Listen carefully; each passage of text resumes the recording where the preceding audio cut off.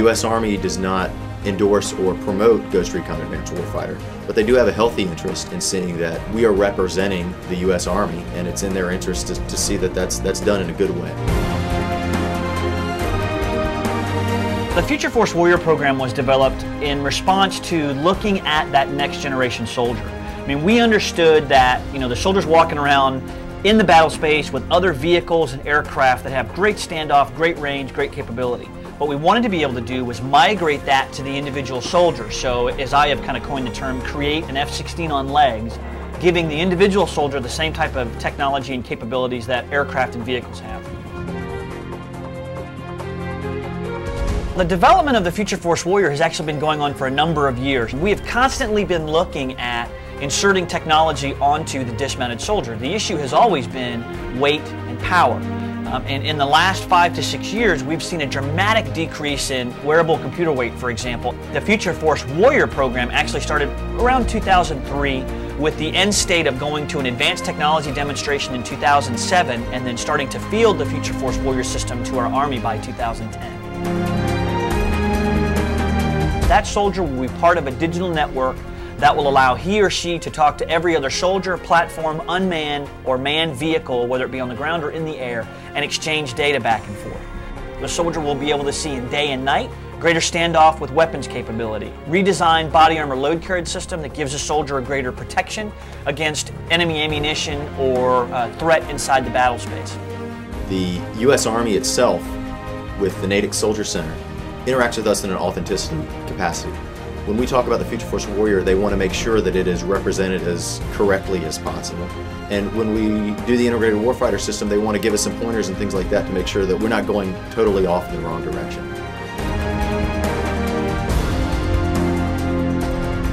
Nowadays, there are a lot of different military games out there. And while other development studios, if they were, say, modeling an AT-4 anti-tank weapon, might find pictures off the internet or in books, or maybe work off a model like this for reference, here at Red Storm, we just have an actual AT-4 to work off of. Over the years, we've developed a number of relationships with military gear suppliers. These companies provide us with the real-life gear to work from for reference. When our character guys are working on the Serpa Blackhawk holster, they actually have that in their hands that they can look at, and they can get the colors off of, and they can see what the textures are like and feel it. They can put a Beretta M9 in it and see how it functions and everything like that, so that they're understanding of these things. They're not just looking at pictures off the internet to create this. They've actually got the real gear to work from. In the Ghost Recon universe, not all the characters are going to have the advanced warfighter system. This gunner features the Safariland holster, which we were able to use actual gear provided to us by the suppliers.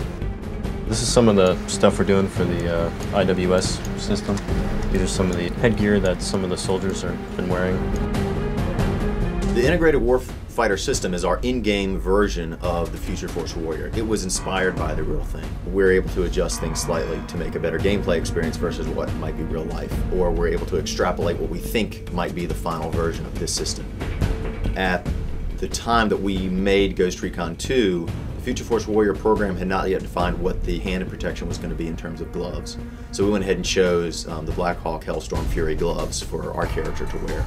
We like these gloves because they've got this break and rake knuckle protection. They've also got a surface on the inside that really helps ensure a good grip on the weapon and everything.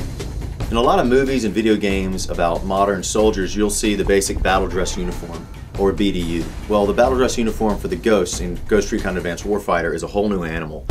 This thing is really designed down to every stitch to be exactly what the soldier needs in those high stress, high movement, high heat environments. It's very tight fitting and sort of formed to the soldier so that the Ghosts can move quickly. They don't have to worry about getting snagged on things in the environment and stuff like that. The shirt itself, which is the Cry Precision Combat shirt, has actual moisture wicking fabric that covers the torso of the soldier, and they have integrated elbow pads. The pants have integrated knee pads.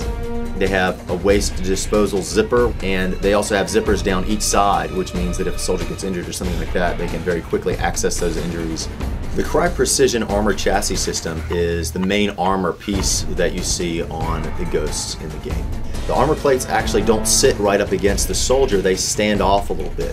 The advantages of this is that air can pass behind the plates, allowing for some passive cooling.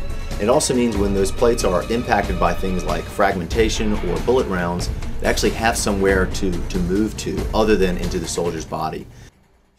For gameplay, the Cry Precision chassis allows the soldier a higher degree of survivability in the actual game, so you can take more damage on your character.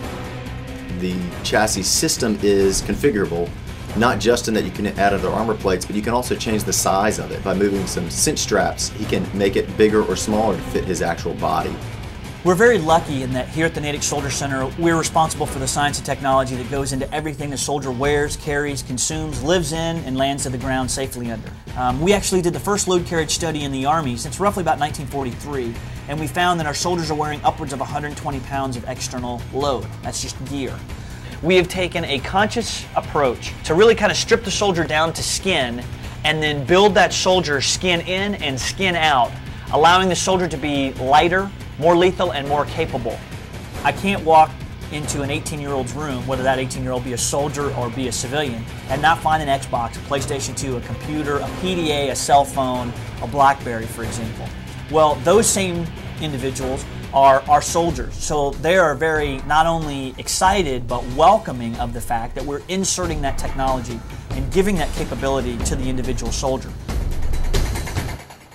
The whole system is also designed for comfort so that it feels good and it wears at the right places on the soldier's body, and also to distribute weight evenly.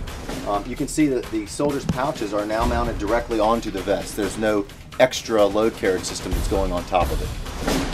Something else that Cry Precision incorporated into the chassis is something called the stock lock. And what this allows is for the soldier's weapon to actually have somewhere to rest, where they can set the stock of the weapon and not have to worry about it sliding off and things like that. A soldier is nothing without some footwear. The integrated warfighter system features the Oakley Elite SI Special Forces Assault Boot.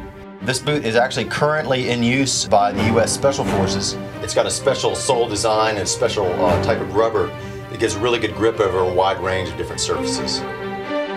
Artisan is the company that has been working with the Natick Soldier Center to develop the headwear or the helmet for the Future Force Warrior system. On one side of the helmet it's got a camera. This helps the cross-comm show those real-time images. On the other side it's got a laser designator for when you need to paint a target to be taken out with artillery, missile strikes, or whatever. It's got a ballistic shell which will take fragmentation and 9mm. And it also has a ballistic lens which will withstand fragmentation, which was developed in conjunction with Oakley. And that pops up and pops down as needed by the soldier. An additional feature of the Artisan helmet is that it actually has the antenna for the communication system woven into the shell, so the soldier does not have to have a separate antenna sticking up anywhere else off his body. The integrated warfighter system's cross-comm monocle is the blue thing you see over one eye on the actual soldiers in the game. This is implemented in the gameplay as far as the soldier's view in the upper left-hand corner in the little window where the player gets information. They also are able to see what their other soldiers on the field are seeing. That's through the camera mount on the side of the helmet. And they're able to give orders to those other soldiers or do things like call for help. If you're in a firefight, your team member can actually look and see, I'm getting shot from this direction, check out my cross-comm. They can see your view. You can give them a call for help and they'll get an icon on their screen that will tell them where you are so they can come track you down and come help you. You can order drones, you can order artillery strikes, and other friendly elements on the battlefield can be ordered and given things to do through this very simple interface. The great thing about this cross-comm is that it's happening in real time. You're actually getting information, you're giving orders, you're telling other battlefield elements to do things right then. It's not some pre-recorded experience. This is happening, it's under your command, and it's going on right then during the gameplay. You'll notice that the entire system is pretty much covered in a camouflage pattern called multicam. Multicam was developed by Cry Precision in cooperation with the Natick Soldier Center. It gives really good overall general sort of blend-in abilities on both just the regular visual range and also in the infrared spectrum. What that means for gameplay is that the ghosts blend in better, they're harder to see, and therefore more difficult to kill and track. The main weapon used by the Ghosts in Ghost Recon 3 is the MRC, or Modular Rifle Caseless. The advantages of caseless are that the round does not have the big brass piece attached to it, which basically carries the propellant. The propellant is in a package right behind the projectile, and it all burns off as the projectile is fired out of the gun, so you have no shell casing shooting out the side. The Crye MRC has a 50-round magazine, and it fires 900 rounds per minute. The internal workings of the Crye MRC are designed to be dirt simple, so there are as few moving pieces as possible. The modularity of the rifle means that there can be many different versions of it. There'll be a version with a top-mounted gun camera so that the player can use it to look over structures and fire from behind cover. This MRC is equipped with a 40mm underbarrel grenade launcher. It's fired from a secondary trigger right here under the main trigger, and it fires these 40mm grenades. They load into the chamber and they can come in a variety of different configurations, from high explosive to anti-personnel. This was designed by Crye Precision as a mock-up. We've taken it to the real battlefield in Ghost Recon 3 so that people have a chance to actually use this weapon that has not yet actually had any combat experience. The relationship with the various military contacts is really fantastic. I mean, in the end, you are able to interact with people who are putting their lives on the line every day to protect you and I. They're fantastic people. They're always willing to help, and they have a great interest in seeing what they do and what they use to perform their duties represented as realistically as we possibly can within the constraints of time and technical constraints. We are developing the Future Force Warrior for roughly the 2010 timeframe. That being said, we know that there are technologies that are going to mature faster, and we're going to try to put those in the field earlier. However, we're not going to rest on our laurels, and we're looking at that next generation. What we hope to see in that soldier system, is really what we see in science fiction movies and that we've read about in books. A self-encapsulated soldier, very streamlined, potentially one uniform system that does it all. Integration of nanotechnology, not only for camouflage, but also body armor capability. The mating of the exoskeleton that saw great popularity in the Aliens films is actually a program that's being pursued inside the Department of Defense now, so they don't have to be so concerned about load for the individual soldier. Not to mention I can move larger things around that I myself wouldn't be able to do with my own body. Advanced fuel cell technologies, for example, that give soldier a greater battery life in more of a traditional sense, as well as greater situational awareness. We want to be able to put radar that would normally be an aircraft at the individual soldier level so that soldier can see in 360 degrees all the time. I make the analogy. The Future Force Warrior is the F-16 on legs. That being said, the next generation soldier, which we now call the Future Warrior concept, will be our F-117 stealth fighter.